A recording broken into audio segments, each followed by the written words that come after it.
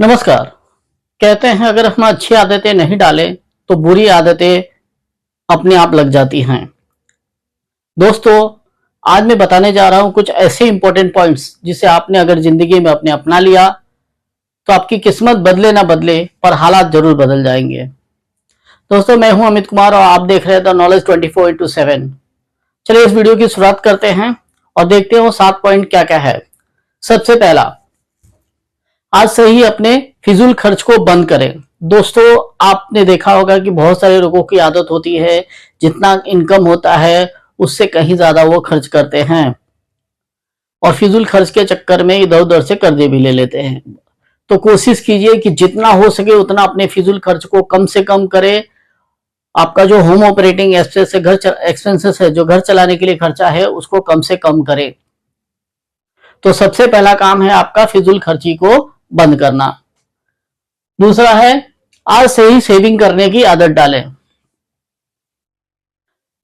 अक्सर देखा गया है लोग पैसे तो कमाते हैं लेकिन वो सेविंग नहीं कर पाते हैं और इसी तरह से उनकी जिंदगी बीत जाती है और उनके हाथ में कुछ पैसा नहीं बचता।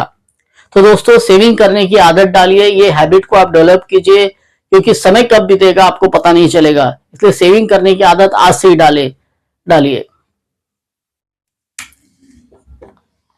हमेशा अपने इनकम बढ़ाने के बारे में सोचिए। आप सोचिए कि आप अपना इनकम कैसे बढ़ा सकते हैं, किस तरह से अपनी अर्निंग को बढ़ा सकते हैं। अगर आप कहीं पर नौकरी करते हैं तो पार्ट टाइम कोई और काम करके अपनी इनकम को बढ़ा सकते हैं और उस इनकम से अपनी सेविंग बढ़ा सकते हैं, इन्वेस्टमेंट बढ़ा सकते हैं। इस तरह से कोशिश कीजिए कि आपकी इनकम हमेशा बढ़ती रहे और इसके लिए प्रयत्नशील रहिए। आज से ही अपने अपनों के लिए एक टर्म इंश्योरेंस जरूर लीजिए। दोस्तों, जिंदगी का कोई भरोसा नहीं।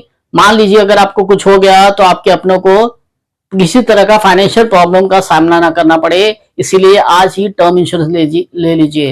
ये बहुत ही इंपॉर्टेंट है, इसके बिना एक भी दिन नहीं बिताना है क्योंकि कब क्या हो जाए ये कोई नहीं जानता। इसलिए टर्म इंश्योरेंस आज ही करवाइए।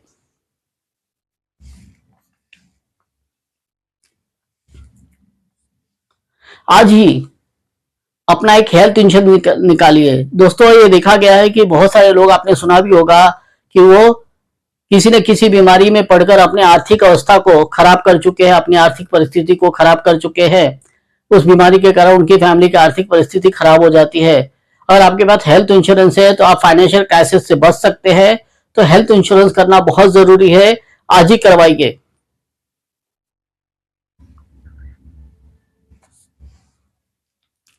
दोस्तों, आज से ही अपने रिटायरमेंट प्लान के बारे में सोचिए, रिटायरमेंट के बारे में सोचिए। वक्त कब बीत जाएगा आपको पता ही नहीं चलेगा। आज आपके हाथ पैर हट्टे कट्टे हैं, आप भाग दौड़ कर सकते हैं, अपनी इनकम बढ़ा सकते हैं, कमाई कर सकते हैं।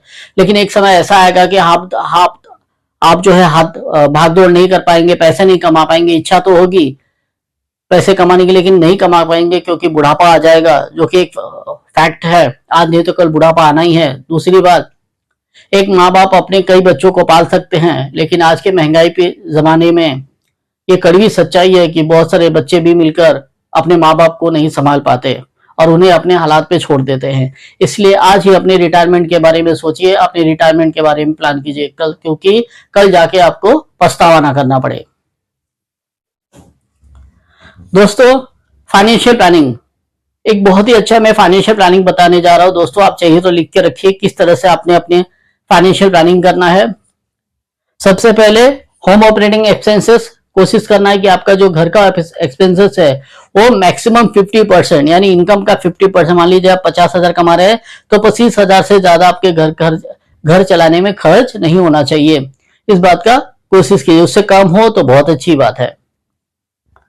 इन्वेस्टमेंट प्लस सेविंग, कोशिश कीजिए कि आपके इनकम का कम से कम मिनिमम 20% सेविंग और इन्वेस्टमेंट पे हो। दोस्तों, आप अगर इन्वेस्टमेंट करते हैं, जैसे म्यूचुअल फंड ले लिया आपने, महीने का अगर 2,000 रुपया बचाते हैं तो साल का 24,000 रुपया बचता है आपका। इस तरह से कोशिश, आप 5 साल 6 साल में अच्छा खासा पैसा बचा लेंगे और उस पर आपको रिटर्न भी काफी अच्छा मिलेगा। तो इस तरह से आप अपना वेल्थ क्रिएट कर सकते हैं। सेविंग करके अपने किसी मुसीबत के समय आप अपने आप को सर्वाइव कर सकते हैं। एग्जाम्पल के तौर पे कोविड-19 में जिन्होंने सेविंग करके रखा था उनकी लाइफ काफी आसानी से गुजर गई, और जिन्होंने कोई सेविंग नहीं किया था उन्हें काफी तकलीफ का सामना करना पड़ा। तो दोस्तों, ये बहुत ही इंपॉर्टेंट है कि किस तरह से अपने फाइनेंशियल प्लानिंग करें, किस तरह से अपने परिवार को चलाने के लिए, घर चलाने के लिए अपना इन्वेस्टमेंट, अपना सेविंग किस तरह से प्लान करें। ये बहुत जरूरी है कि इस तरह से आपको प्लानिंग करनी है। मैक्सिमम ईएमआई आपका 30% होना चाहिए, यानी जो भी आपका इनकम है उसका जो ईएमआई हो मैक्सिमम 30% होना चाहिए। 30% से ज्यादा हरगिज नहीं होना चाहिए। एग्जाम्पल के तौर पे अगर आप 1 लाख कमाते हैं तो आपका मैक्सिमम ईएमआई 30,000 रुपया होना चाहिए। अगर आप पर्सनल लोन लेते हैं तो मैक्सिमम ईएमआई 10% होना चाहिए। बिजनेस लोन लेते हैं तो मैक्सिमम ईएमआई जो है वो 20% होना चाहिए। एक बात याद रखिए, ईएमआई का बर्डन अगर आप ज्यादा लेंगे तो आज नहीं तो कल मान लीजिए कोई प्रॉब्लम आता है तो आपको भरने में काफी दिक्कत आ सकता है। कोशिश कीजिए कि ईएमआई का बर्डन कम से कम हो, और ईएमआई इतना हो जैसे कि आप किस बुरे से बुरे हालात में उस ईएमआई को आसानी से भर सके, वो ईएमआई आपके पर्सनल लाइफ पे किसी तरह का इफेक्ट न डाल पाए। तो दोस्तों, आज के लिए इतना ही। धन्यवाद।